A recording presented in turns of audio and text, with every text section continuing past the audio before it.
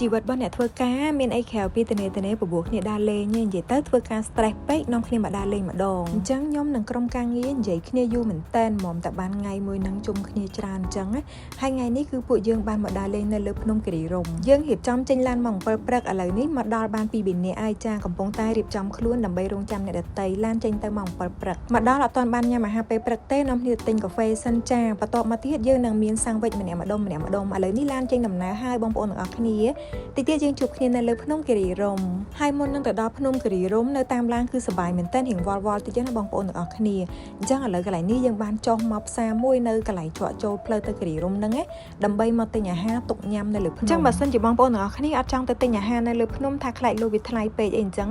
បងប្អូនទាំងអស់គ្នាអាចទិញពីកន្លែងនេះទៅបានហើយជាពិសេសមានគ្នាច្រើននៃពួកខ្ញុំអញ្ចឹងទិញពីនេះទៅហ្មងទៅល្អជាងបន្ទាប់ពីទិញរួចរាល់ហើយយើងនាំគ្នាឡើងទៅលើភ្នំទិដ្ឋភាពនៅលើភ្នំពិតជាស្អាតមែនតើអញ្ចឹងខែដែលពួកខ្ញុំមកនេះគឺជាខែវស្សាស្ថិតនៅក្នុងខែ6អញ្ចឹងទេសភាពស្រស់ស្អាតមែនតើដោយសារតែមានភ្លៀងធ្លាក់ហើយក៏មិនទាន់ជាភ្លៀងធ្លាក់ខ្លាំងអីប្រហែលដែរ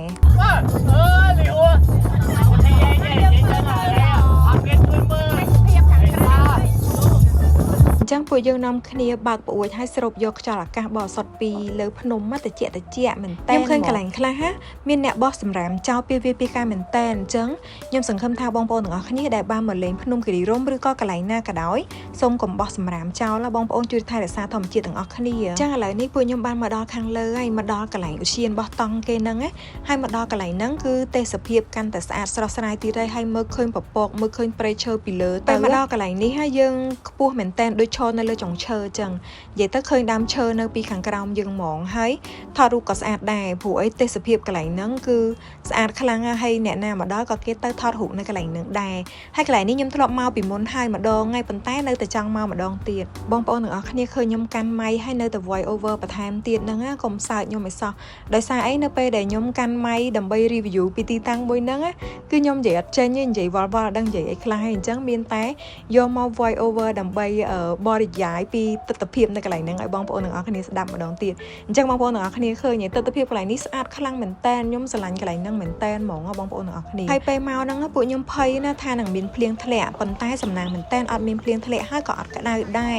និយាយទៅមេឃសតុំស្រស់ស្រាយហ្មងមិនក្តៅមិនត្រជាក់ល្មម1 2 3 Không hộp không quay vậy. Mới nè thôi. Nó biết không mấy nè. Muối, phi, bay. ចឹងមិនដែរបងប្អូនទាំងអស់គ្នាឃើញតែទស្សនភាពប៉ុណ្ណឹងក៏ដឹងថាពួកខ្ញុំសប្បាយប៉ុណ្ណាដែរគ្នាខ្ញុំច្រើនណាស់នៅឡើងវល់ហើយនាំគ្នាមកថតរូបស្រែកអញ៉ៃពេញហ្នឹងនេះឡើងគេមើលមុខហ្មងអញ្ចឹងបន្ទាប់ពីថតរូបនៅកន្លែងហ្នឹងហើយយើងនាំគ្នាទៅទៀតដែរទៅរកកន្លែងថតរូបទៀតដែរបាននិយាយទៅគឺស្រួលដើរមែនតើខំត្រៀមឆាត់ត្រៀមអីមកនេះប៉ុន្តែអត់មានបានទទួលឆាត់សោះហើយនៅខាងលើហ្នឹងក៏មានហាងអាហារដែរបើសិនជាបងប្អូនទាំងអស់គ្នាអត់ទិញអាហារយកមកដូចពួកខ្ញុំទេអាចញ៉ាំអាហារនៅលើហ្នឹងក៏បានដែរកាលពីលើកមុនខ្ញុំធ្លាប់ចូលញ៉ាំម្ដងគឺម្ហូបឆ្ងាញ់មែនតើអញ្ចឹងមិញហ្នឹងយើងថតនៅកន្លែងនោះវារៀងខ្ពស់អញ្ចឹងណាអញ្ចឹងយើងចុះមកខាងក្រោមម្ដងដើម្បីមកថតកន្លែងប្រកាន់ដៃកន្លែងប្រកាន់ដៃពណ៌សហ្នឹងស្អាតខ្លាំងណាស់និយាយទៅដូចជាបច្ចៈថាមកដល់គិរីរម្យអញ្ចឹងពេលដែលបងប្អូនទាំងអស់គ្នាមកដល់ថតកន្លែងប្រកាន់ដៃហ្នឹងទៅបានដឹងថាអូយបងប្អូនទាំងអស់គ្នាមកដល់គិរីរម្យហើយនិយាយទៅប្រកាន់ដៃហ្នឹងពេលថតទៅឃើញស្អាតហ្មងនេះកន្លែងហ្នឹងស្អាតមែនតើបងប្អូនទាំងអស់គ្នាឃើញពពកហោះឡើងពេញហ្នឹងឯអូយfresh ខ្លាំងហ្មងបងប្អូនអញ្ចឹងម្នាក់គឺឃើញថារវល់មែនតើចែកគ្នាថតរៀងខ្លួនមានអ្នក selfie មានអ្នកថតជុំជាក្រុមអីអញ្ចឹងទៅតែសម្រាប់ខ្ញុំវិញអត់សូវដើរថតរូបដូចគេទេព្រោះអីខ្ញុំចូលចិត្តខាងថតវីដេអូអញ្ចឹងខ្ញុំដើរតែថតគេថតឯងអញ្ចឹងទៅនេះមានកន្លែងស្អាតទេសភាពល្អហើយនឹងបរិយាកាសបរិសុទ្ធបែបហ្នឹងតើតែមានការចូលរួមពីបងប្អូនទាំងអស់គ្នាដែរបងប្អូនទាំងអស់គ្នាបើសិនជាបានមកលេងមិនថានៅព្រៃភ្នំកន្លែងណាទេបងប្អូនទាំងអស់គ្នាកុំភ្លេចណាចូលរួមថែរក្សាបរិស្ថានទាំងអស់គ្នាព្រោះអីបើសិនជាបងប្អូនបោះសម្រាមចោលញ៉ៃពេញព្រៃពេញអីអញ្ចឹងណាវាអាចធ្វើឲ្យប៉ះពាល់ដល់បរិស្ថានខ្លាំងមែនតើអញ្ចឹងកុំភ្លេចណាចូលរួមថែរក្សាទាំងអស់គ្នាដើម្បីឲ្យទេសភាពដ៏ស្រស់ស្អាតបែបហ្នឹងវានៅបានគង់វង្សយូរអង្វែងដល់ជំនាន់កូនចៅតទៅទៀតអញ្ចឹងណាហើយមួយទៀតកុំឲ្យខ្មាស់ទៅដល់ភ្ញៀវទេសចរបរទេសផ្សេងដែលពួកគាត់បានចូលមកទស្សនានៅលើភ្នំហ្នឹងឬក៏នៅតាមតំបន់ទេសចរផ្សេងដែលគាត់មកដល់ឃើញមានសម្រាមមាន មានអីហើយខ្ញុំនិយាយនេះគឺដូចដែលខ្ញុំបាននិយាយពីដើមវីដេអូអញ្ចឹងនៅពេលដែលខ្ញុំចូលមកគឺខ្ញុំបានឃើញថាមានសម្រាមបោះចោលពីវាពីការនៅក្នុងព្រៃអញ្ចឹងទៅបានខ្ញុំព្យាយាមនិយាយអញ្ចឹងវាមិនមែនជាការបរៀនឬក៏ជាការអីទេគ្រាន់តែថាចង់ប្រាប់ឲ្យបានដឹងទាំងអស់គ្នាតែប៉ុណ្្នឹងឯងម៉ោង11ហីតិចទៀតយើងនាំគ្នាឡើងឡានហើយទៅកន្លែងញ៉ាំអីម្ដង See you នៅកន្លែងញ៉ាំអីអញ្ចឹងឥឡូវដល់ម៉ោងដែលត្រូវកំណត់ហើយពួកយើងនាំគ្នាដើរទៅដល់កន្លែងឡានវិញទាំងអស់គ្នាដើម្បីជួបជុំគ្នាហើយធ្វើដំណើរចុះទៅខាងក្រោមទៀតដើម្បីទៅរកកន្លែងញ៉ាំអីអញ្ចឹងកន្លែងដែលពួកខ្ញុំត្រូវទៅញ៉ាំហ្នឹងវាជាលក្ខណៈកញ្ចុះនៅលើទឹកអញ្ចឹងណាហើយពួកខ្ញុំត្រៀមគម្រោងមកថានាំគ្នាលេងទឹកអញ្ចឹងចាំទៅមើលទាំងអស់គ្នាថាមានទឹកលេងអត់ឥឡូវនេះបានមកដល់កន្លែងញ៉ាំអីហើយប៉ុន្តែបងប្អូនទាំងអស់គ្នាអើយគួរឲ្យសោកស្ដាយមែនតែនដែរអត់មានទឹកលេងទេព្រោះអីខែ6វាភ្លៀងទឹកតែប្រហែលដងដែរមើលទៅអត់ទាន់មានទឹកច្រើនណាហើយពួកខ្ញុំណែទាំងប្រុសទាំងស្រីនេះនាំគ្នាវិចបងវិចដល់ហើយម្នាក់សាក់កដោមួយធំណាស់ដោយសារតែគិតថាមានទឹកលេងអញ្ចឹងទៅយើងនាំគ្នាត្រៀមកសែងត្រៀមកៅអៅត្រៀមឈុតដូរសម្រាប់លេងទឹកលេងអីអញ្ចឹងណាហើយដល់ពេលមកដល់ខកបំណងហ្មងដោយសារ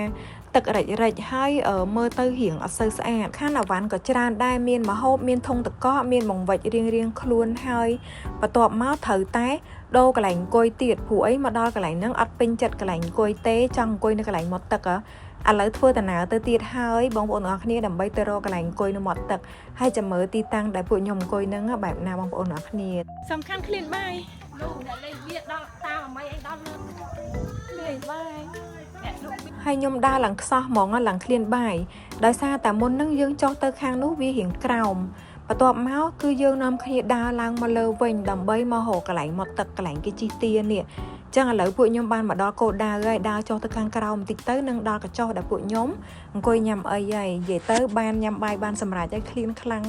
មកដល់ឃើញទេសភាពក៏ដឹងថា fresh ប៉ុណ្ណាដែរនិយាយទៅខ្ញុំចូលចិត្តទស្សនភាពបែបហ្នឹងណារបៀបអង្គុយញ៉ាំអីនៅមាត់ទឹកមានកញ្ចុះមានអីអញ្ចឹងទៅមានរឹងហើយជួបជុំគ្នាមានចាក់ភ្លេងចាក់អីចឹងណាអញ្ចឹងនេះគឺជាអាហារថ្ងៃត្រង់របស់ពួកខ្ញុំដែលពួកខ្ញុំទិញនៅដើមផ្លូវចូលហ្នឹងណាអញ្ចឹងយើងនាំគ្នាមកដល់បញ្ញាប់រៀបចំឲ្យលឿនតិចបញ្ញាប់បានញ៉ាំហើយចង់និយាយថាញ៉ាំឆ្ងាញ់ខ្លាំងមែនតែនម្ហូបសាមញ្ញធម្មតាជាមួយនឹងទេសភាពដ៏ fresh បែបហ្នឹងអញ្ចឹងធ្វើឲ្យបរិយាកាសធ្វើឲ្យការញ៉ាំរបស់យើងហ្នឹងវាកាន់តែឆ្ងាញ់ទៅតាមនឹងដែរហើយបងប្អូនទាំងអស់គ្នាមើលទេសភាព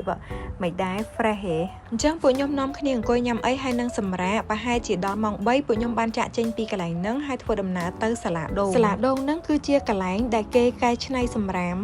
ឬក៏ផ្លាស្ទិកផ្សេងមកធ្វើជាការដេគ័រផ្សេងនៅកន្លែងហ្នឹងអញ្ចឹងណាហើយបងប្អូនទាំងអស់គ្នាបានមកដល់កន្លែងហ្នឹងបងប្អូនទាំងអស់គ្នាអាច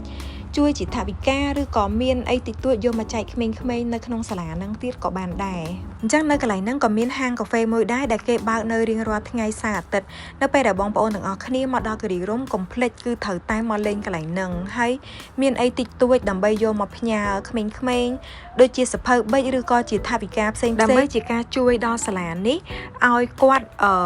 អាចទៅមុខទៀតបានណាព្រោះអីខ្ញុំមើលព័ត៌មានឃើញថាសាលានេះនឹងត្រូវបិទកាលពីឆ្នាំមុនអញ្ចឹងណាប៉ុន្តែក៏ត្រូវបានបន្តឡើងវិញគឺអត់បិទទេនៅឆ្នាំ2026នេះដោយសារតែមានជនជាតិខ្មែរដែលគាត់រស់នៅបរទេសគាត់ឧបត្ថម្ភមកកាន់សាលានឹងអញ្ចឹងខ្ញុំសង្ឃឹមថាបងប្អូនទាំងអស់គ្នានៅពេលដែលមកលេងគិរីរម្យគួរតែមកលេងកន្លែងហ្នឹងដើម្បីជាការជួយដល់សាលាពួកគាត់ត្រូវការចំណាយផ្សេងទៅលើការរៀនសូត្រអញ្ចឹងណាហើយមកជួយទិញកាហ្វេទិញអីមកច្រើនមកប៉ុន្តែថ្ងៃហ្នឹងពួកខ្ញុំអត់បានទិញកាហ្វេញ៉ាំទេដោយសារតែមកអត់ចំថ្ងៃសៅរ៍អាទិត្យប៉ុន្តែពួកខ្ញុំក៏បានចូលរួមជាថវិកាផ្ទាល់ខ្លួនដើម្បីជួយដល់សាលាហ្នឹងតិចតួចដែរ1ម៉ែត្រអូយ1ម៉ែត្រ8ខ្ញុំខ្ពស់ម៉ែ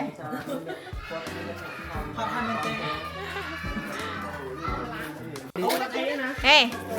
hello. Wow, oh, so cute. Hello. Oh, cute mẹ hả? Cute mẹ. អញ្ចឹងពេលពួកខ្ញុំមកដល់គឺឃើញអ្នកគ្រូកំពុងតែបរៀនកូនស្ទើហើយឃើញថាអ្នកនៅនេះគឺគាត់ពិតជាសប្បាយរីករាយមែនតែនមិនថាក្មេងៗមិនថាអ្នកគ្រូទេដែលឃើញពួកយើងបានមកដល់កន្លែងគាត់អញ្ចឹងណាអ្នកខាងនេះបកាយខាងអត្ថាធិប្បាយស្ដាយ អត់ទេថ្ងៃហ្នឹងយើងមកដើរលេងបន្តែជាតិទៅយើងបានចូលមកផ្លាតដល់អញ្ចឹងណាអញ្ចឹងហើយយើងឃើញគ្នាកំពុងរៀនយើងអត់ចង់រំខានអីច្រើនទេយើងក៏មានធ្វើការទីទួចសម្រាប់ណែតអញ្ចឹងណាហ្នឹងហើយជួយយើងអត់មានច្រើនទេប៉ុន្តែគឺយើងមានតិចតួចក្តីក្តាលគឺយើងបានចូលរួមទាំងអស់គ្នាដែរហ្នឹងហើយអញ្ចឹងបើសិនជាអ្នកទាំងអស់គ្នាបានឡើងមកលេងជាមួយរោមអញ្ចឹងណាយើងអាចឆ្លៀតពេលមកញ៉ាំកាហ្វេក៏បានឬក៏យើងអាចមានជាធ្វើការមកដល់នៅទីនេះក៏បានឬក៏យើងអាចមានជាសម្ភារៈសិក្សាក៏ដូចជាសភៅបិចអីផ្សេងៗអញ្ចឹងទៅឬក៏មានសភៅពុំជាសភៅដែលអាចឲ្យក្មេងៗក៏អាចសិក្សាបានយកមកដល់នៅសាលាដូននេះក៏ល្អដែរគឺមានអត្ថប្រយោជន៍សំខាន់មែនទែនសម្រាប់ក្មេងៗអញ្ចឹងណាអូខេអរគុណ អូយសំខាន់សុំបែឆ្កែក៏ជូតណាហើយ slow ទៀតណោះ Hello everyone Hello អញ្ចឹងបន្ទាប់ពីបានជូនថវិកាទៅដល់អ្នកគ្រប់គ្រងរបស់សាលានឹងហើយគឺពួកយើងនាំគ្នាបន្តទៅមុខទៀតដែរចាគឺទៅកន្លែងណាដឹងឯងបងប្អូនទាំងអស់គ្នាទៅវីគិរីរមម្ដងបាននិយាយទៅពួកយើងចូលវីគិរីរមនេះគឺជាកន្លែងឆ្លងកាត់របស់ពួកយើងឯងដោយសារតែយើងត្រូវតែចុះពីភ្នំវិញដើម្បីត្រឡប់ទៅភ្នំពេញហើយក៏ឆ្លៀតចូលទៅលេងថតរូបនៅវីគិរីរមតិចទៅដោយសារតែនៅកន្លែងហ្នឹងវាមានទេសភាពស្អាតហើយកន្លែងហ្នឹងក៏ខ្ញុំធ្លាប់មកលេងដែរជាមួយក្រុមហ៊ុនដូចគ្នាគឺកាលពីប្រហែលឆ្នាំមុននិយាយទៅមាន activity ច្រើនមែនតើដែលពួកខ្ញុំលេងនៅកន្លែងហ្នឹងណាអរគុណច្រើនសម្រាប់ការចូលទស្សនាវីដេអូរបស់ខ្ញុំរហូតដល់ចប់ណាហើយចាំមើលថាវីដេអូក្រោយខ្ញុំទៅណាអញ្ចឹងខ្ញុំ spoil ឲ្យហើយថាវីដេអូក្រោយខ្ញុំនឹងមានវីដេអូទៅដាំដើមឈើនៅខេត្តសៀមរាបកុំភ្លេចចូលមើលទាំងអស់គ្នាណាជួបគ្នាវីដេអូក្រោយ